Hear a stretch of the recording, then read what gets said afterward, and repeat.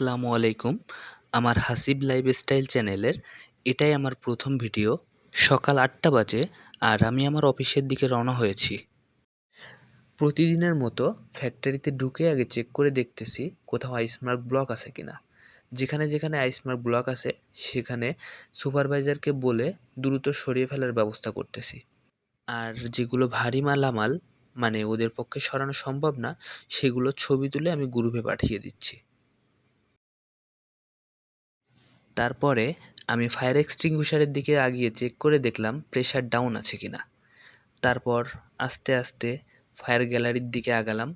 সেখানে দেখলাম helmet, fire bitter, fire hook ইত্যাদি সকল যন্ত্রপাতি ঠিকঠাক আছে কিনা এবং ফায়ার এক্সটিংগুইশারেরও প্রেশার ডাউন আছে কিনা এগুলো সব চেক করলাম। একটার সময় ক্যান্টিনে গিয়ে লাঞ্চ করলাম। তারপরে বাসার দিকে যাওয়ার জন্য দেখলাম রাস্তায় অনেক পানি।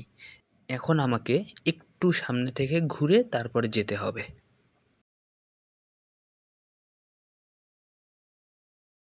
বাসার দিকে গিয়ে দেখলাম আমার শুকাতে দেওয়া কাপড় সব শুকিয়ে গেছে।